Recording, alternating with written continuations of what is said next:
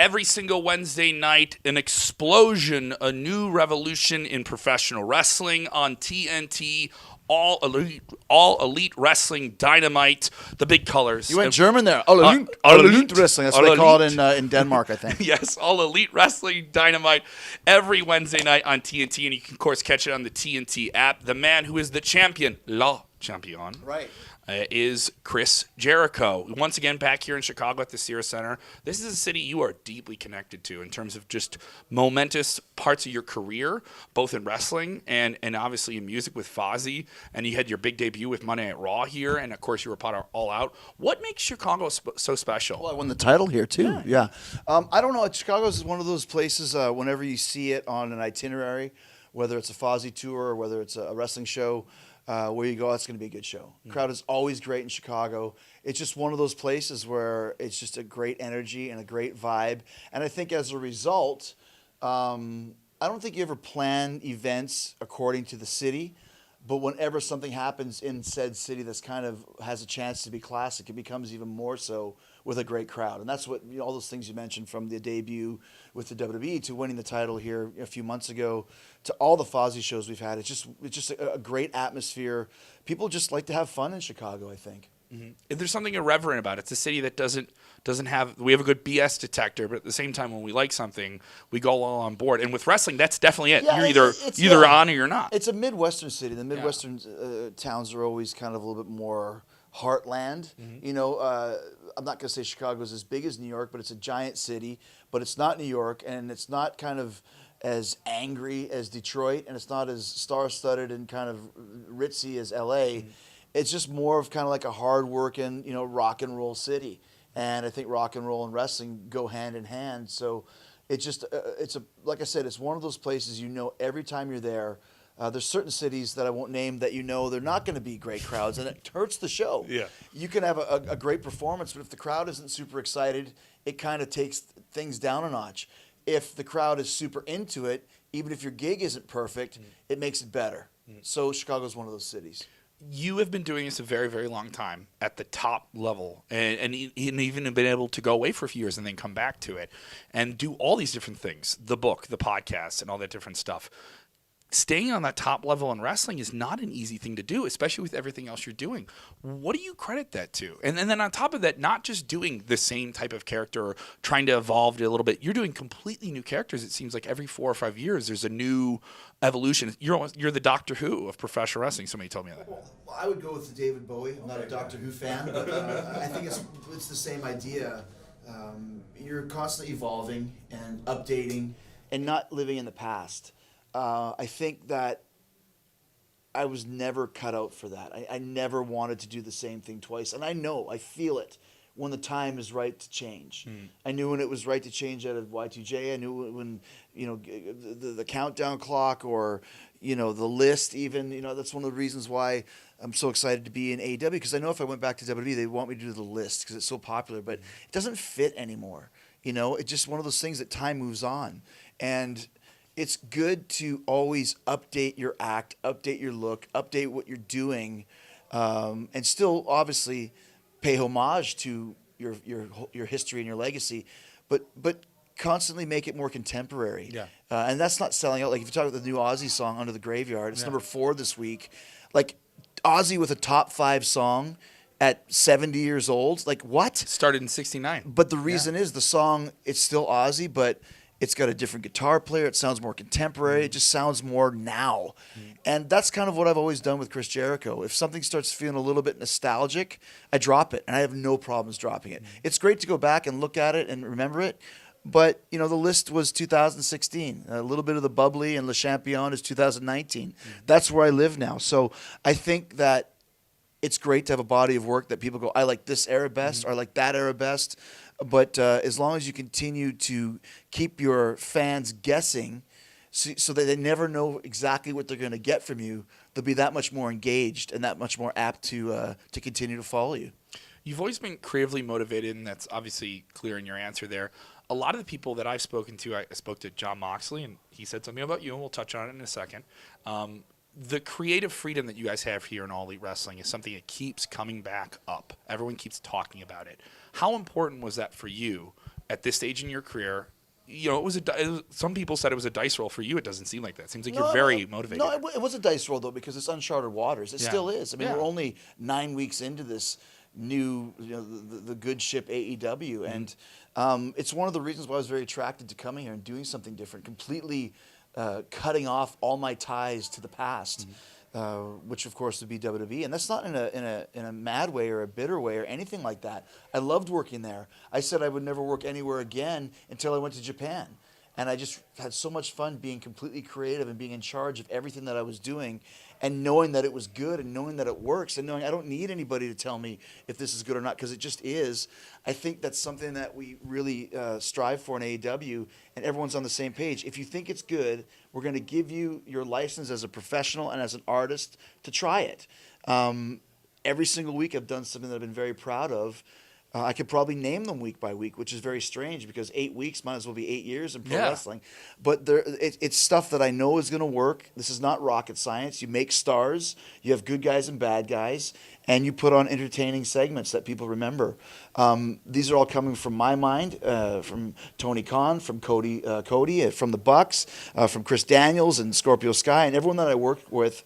We put our heads together and come up with what we think is the best route. And 9 out of 10 so far, we've been right.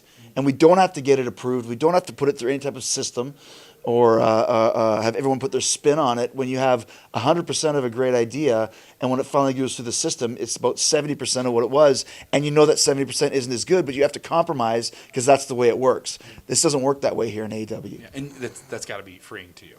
Yeah. So as a competitor, though, you certainly made some great choices recently. You have a great faction behind you with Inner Circle, Sammy Guevara, Pride and Powerful, Jake Hager. Those are some strong dudes. And now you're the AEW champion. People see that you've built yourself a pedestal, and you're very proud to jump up on top of it. Someone I spoke to yesterday, and fans can see it on the 101 WKQX YouTube channel, is Jon Moxley. He's another guy just like you, top player in the WWE, rolled the dice and came here. Yeah. I asked him about goals that he would have. And obviously, some people would think that another confrontation between you guys in a completely new setting in AEW is eventual. And he said, you're one of the smartest guys in the business. You're one of the greatest of all time. Nice compliment, but here comes the insult. He said that you don't want to with him. Yeah, I saw it. Yeah, well, the thing is, here's the best part, is that Moxley is not Dean Ambrose anymore. This is a completely different guy. He's motivated.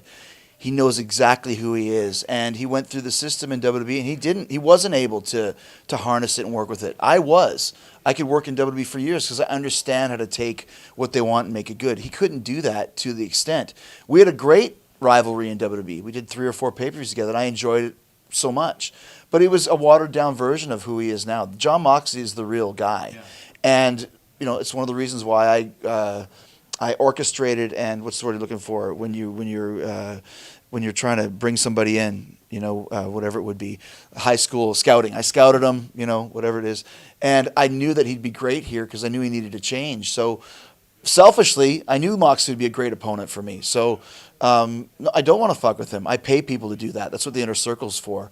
I just look for great stories and a great confrontation between us when the time is right. It might be 6 months from now. I don't know. I just know he's another legit top star, former world champion who came to AEW, and the moment he walked through these doors, became an even bigger star just by being in AEW. And recruiting is what I was trying to think of before. AEW has a lot of fresh new faces that people are really, really excited about. And I know you certainly understand how to see a star, and you've talked about that and mentioned just recruiting him and making this new world for him.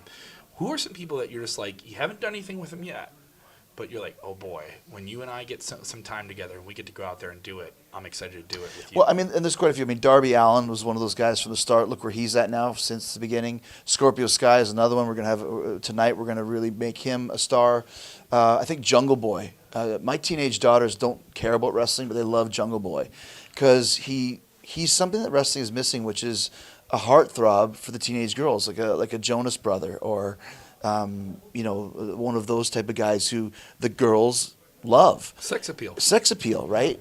I like that idea. So he's a guy. I think Luchasaurus is going to be a big star for us. I think I think Jake Hager, when he starts wrestling, is going to be somebody that's very hard to deal with in the ring. But pretty much like Pentagon, Phoenix, like those guys are tagged. Easy could be singles superstars. Nick Jackson, Matt Jackson as well. And there's a lot of guys kind of coming up that haven't really had a chance to show off who they can be yet, because we've only been doing this for 9 weeks. Yeah. I love when people go, we don't know anything about this person. We need more video package on that person. It's only been 9 weeks. Yeah. Wait until 9 months from now and see where everybody is. We're going to get to everybody. I promise you. We know that you need to know who these people are, but when you're basing everything over the first few months, year, whatever it is, over what Jericho's doing, what Cody's doing, what Kenny's doing, what Moxley's doing, there's only 2 hours of TV time every week. So that does edit down some of the personality profiles, but we will get there. We're just now starting to figure out who the Jurassic Express is after Lucha got hurt. Those guys will be big stars as soon as we start working on them. Dark Order's another one. You know way more about them now than you did 2 or 3 weeks ago. That's true. So everyone that's complaining, just quiet down, enjoy the show for what we give you, and we promise that everyone will get their fair share to get over and to have great personalities, because that's the only way that the show can grow and continue to be the hottest program in wrestling. So obviously you're the champion. There's a little bit more pressure in there, and I heard you mentioned the unreasonable critiques, fans overreacting too soon and not savoring the moment and pushing things. And then the other thing I heard that was completely unreasonable, and you heard it too.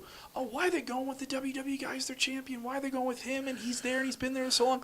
But you perform in spite of all of that. And then you proved it with the Cody match, and you proved it with the promos. And I don't have to prove anything. And the thing is, a WWE guy, that's not even really true, because my last WWE appearance on national TV was, I think, May of 2017. So it's not like, I jumped right from one to the other. It's basically a 2-year gap. Now, I'm always going to be associated with WWE, but I think, like you mentioned, just by the way I present myself now, and also, too, you can't teach experience. And I think, egotistically, not egotistically, I'm the best guy for the job right now, because it's the same thing I did in New Japan. When I went to New Japan, you had, 100,000 people that followed me for the match against Kenny Omega that had no idea who anybody was except for Jericho. I was the bridge that brought them to New Japan. When they got there, they saw who Kenny Omega was, and the Young Bucks, and Cody, and Okada, and Naito, and all the great guys there. Same thing here. AEW, what's that? Well, that's some guys who don't really know. Jericho's there? Wow. That's a big deal. Let's check out that show. If Jericho's there, maybe it's good. And when they see it, now they go, wow, who are all these other guys that we've never heard of before that are suddenly our heroes on Wednesday nights? So it was a very smart move to put the title on me, because it's my goal to bring people, to recruit fans over from WWE to say, give us a try. If you like me, maybe you'll like this. And we're seeing that most of the people do like it. So there's some growing pains for sure. But I don't think putting the title on anybody else would have been as beneficial. And also the fact that I'm the guy that everyone's talking to on the TV shows, all the promos, the Talking Deads and the Fallons, and you name it, I'm there. So I think that it was a very smart move. Is it going to last forever? Absolutely not. And plus, at this point in time, I think I'm maybe better than I've ever been. Match-wise, I still have the best match, or one of the best matches on the night. And promo-wise, I don't think anybody in the company or in the business right now can touch me. Name one. And that's not being a dick. I'm just saying I understand what to do and how to engage people and how to connect with them. And that's the number one way to get people to watch your show. You mentioned promos. Obviously, you win the championship, you're storming through backstage, and an off-color remark becomes... In this dressing room, in this dressing room right here. Bubbly was right over there. Yeah, it was actually right over there. Yeah. So you did some time in L.A. With the improv troops and doing different things and performing in comedy and doing different shows like that. Was it something where it was yes and? You knew it right away? Oh, Bubbly is a thing. No, I didn't know it right away. As a matter of fact, I had to record that about 5 times, even though it was supposed to be live, because they kept screwing up. The audio was bad. Something went off. So I was starting to get flustered. I'm like, listen, are we doing this or not? I can't keep giving you all these great bits over and over again, so I don't say the same thing twice. So at that point, I was like, we're doing this. There was a great line of Scorpio Sky that kind of foreshadowed what we're doing tonight. The line that I thought was the best was a Spinal Tap, where there's an olive and there's a little guy in there, and there's who's in there? No one. Like, this catering is terrible. Bread's not big enough. That's right. Yeah. So I got myself off on the olive line, and then I just looked and saw a random bottle of champagne, and threw out the Jim Carrey, Lloyd Christmas, a little bit of the bubbly, and never thought anything about it. Next day or a couple of days later, Twitter. There's memes coming out with a Mambo number 5, a little bit of bubbly on that, and suddenly there's like literally, I don't want to say hundreds, but there's literally dozens and dozens, probably close to 100, and it's people being creative with this ridiculous meme, GIF, whatever. And using their own creativity. It was such great. There was a Hannibal Lecter one that was great. There's a David Lee Roth one, and just you name it. It was amazing. And we created a whole new catchphrase. So you're smart enough to know when you catch lightning in a bottle, you go with it. But I never would have guessed that would have got over like it did. But once it does, you have to keep your ear to the ground. We had a bubbly shirt up on Pro Wrestling Tees the next day. That was the top seller of all time in a 24-hour period. It was one of those moments that people just really dug it. You never know why. I don't analyze it. I just go with it. And now we're unveiling actual little bit of the bubbly champagne sparkling wine here tonight. That was my next question. Yeah. When are we going to see it's that? on sale at a little bit of the bubbly.com. I'm not kidding. Of course, coming up not too far from now, Wrestle Kingdom, Japan. You've had a relationship there. This is a huge platform for you and a huge match with one of the biggest wrestling stars in Asia. You and Hiroshi Tanahashi. What do you think of this match? This is big level stuff right now. Well, when I came to AEW, I'd come right off the buzz of Japan and had 6 great matches there. Really enjoyed it. 2 years, and I still wanted to work with Okada and Tanahashi.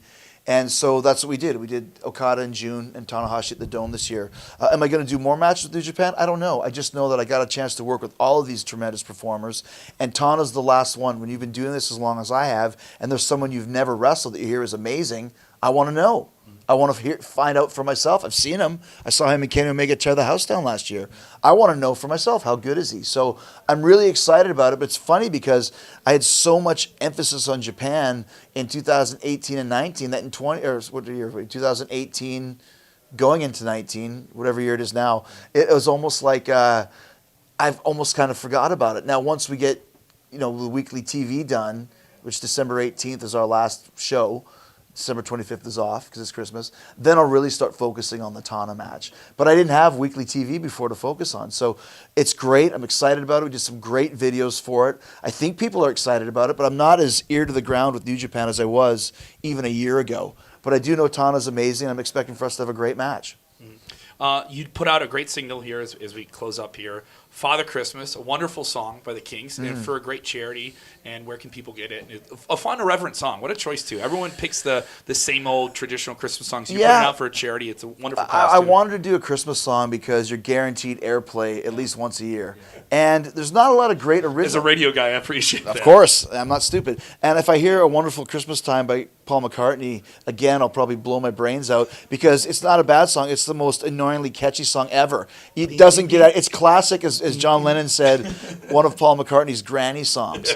But it's so catchy. Yeah. So I wanted to do the Kinks tune. I always love that song. I love 70s Kinks. I think they're very underrated when you talk about great bands from the 60s that were also great in the 70s. The Who, the Stones, McCartney. The Kinks got to be right up there. I hadn't heard a lot of people that had covered it, although there's a few now that the song has come out. But the Fozzy guys weren't interested because we're doing a new record. So I said, well, I'll just do it myself, assemble a couple of musician friends I have, and just thought, let me put it out. I'll put the proceeds for research for type 1 diabetes and have some fun with it. And it's been going really good. And like I said, to me, it was more of just a labor of love, something that I wanted to do. And when it comes out, it sounds killer. It rocks. There's a great guitar solo involved. And it gives people another option of a Christmas song to listen to instead of the same ones over and over and over again. Mariah Carey suddenly goes to the top of the charts. Santa Claus is coming down, Bruce Springsteen, Reason for the Season by Striper, and that's about all the good ones I can think of. Of course, that's a good one, though. Of course, AEW Wednesday nights, Dynamite on TNT. Dynamite! And it's on the TNT app as well. A new Fozzy record coming in 2020. Yeah, we're it's slower now because we're working single by single, but we're on Sony Music, and that's what they want us to do. So I will say that the record is called 2020, so we better have it out by 2020, or that won't make any sense. It'd be better if it was 2021. Exactly. Right? Yeah. Of course, Chris Jericho. You can follow him at I Am Jericho, and get the podcast as well on the Westwood One podcast app. Talk is Jericho. Talk is Jericho. Wonderful new photo you just put out there on Instagram. See, I can't catch up. This is what I got. Flowing locks, the fan going on. Very jealous. Exactly, very jealous. We're done. Thank you, brother. Thanks, man. Appreciate it.